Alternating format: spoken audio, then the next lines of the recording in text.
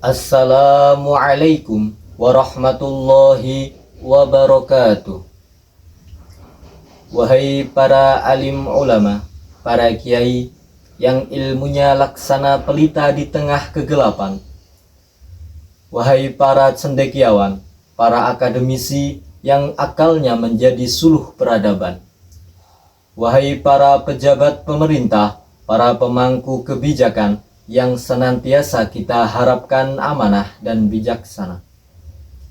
Dan wahai ribuan santri, pemuda-pemudi harapan bangsa yang semangatnya sedang menyala-nyala di dada. Hari ini, di tanah air kita yang katanya gemah ripah loh jinawi, kita justru semakin akrab dengan berita duka. Banjir bandang menerjang desa-desa, tanah longsor menimbun pemukiman, asap tebal menyesakkan napas anak-anak kita. Laut yang dulu biru, kini keruh tercemar. Kita bertanya, salah siapa ini? Musibahkah ini? Ataukah ini sebuah azab?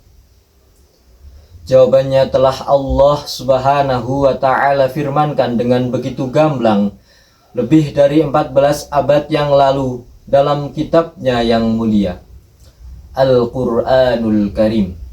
Mari kita buka dan renungi bersama Quran Surat Ar-Rum ayat 41. Bismillahirrahmanirrahim.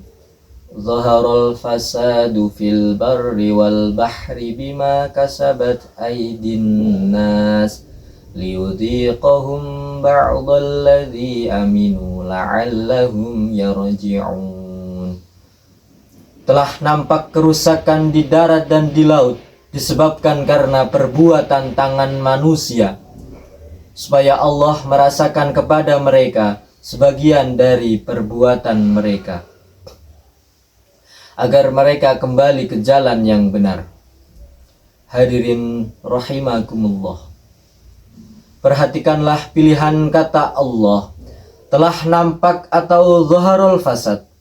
Ini bukan lagi sebuah prediksi, bukan lagi ramalan. Ini adalah sebuah fakta yang terpampang nyata di depan mata kita.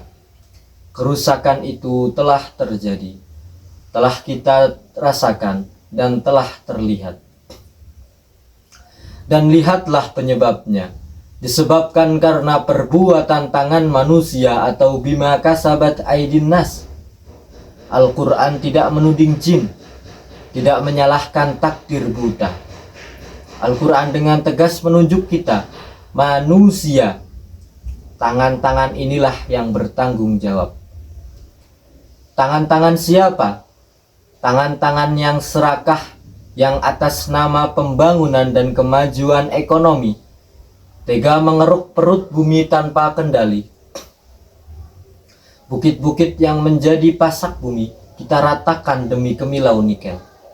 Hutan-hutan paru-paru dunia kita gunduli demi hamparan sawit yang monokultur. Batu bara emas hitam kita gali habis-habisan, meninggalkan lubang-lubang raksasa yang menjadi danau asam beracun. Kebijakan yang seolah memandang alam sebagai objek eksploitasi, bukan sebagai amanah.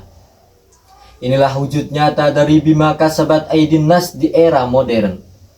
Mereka lupa atau pura-pura lupa bahwa setiap jengkal tanah, setiap tetes air, dan setiap helai daun akan meminta pertanggungjawaban kelak di hadapan Allah Subhanahu wa ta'ala. Lalu apa tujuannya? Supaya Allah merasakan kepada mereka sebagian dari akibat perbuatan mereka. Banjir, tanah longsor, kekeringan, dan wabah penyakit itu bukanlah kemurkaan Allah yang membabi buta. Itu adalah sebagian kecil dari akibat yang kita perbuat. Itu adalah sentilan dari Allah, sebuah early warning system agar kita sadar, agar kita kembali ke jalan yang benar. Saudara-saudaraku, mari kita kembali kembali kepada ajaran Al-Quran yang lurus, kembali merawat bumi sebagai amanah, bukan sebagai warisan yang bisa dihabiskan, agar kelak anak cucu kita tidak hanya mendengar cerita tentang hijaunya Indonesia, tetapi mereka dapat hidup di dalamnya. Wallahul muwaffiq ila aqwamit thoriq. Wassalamualaikum warahmatullahi wabarakatuh.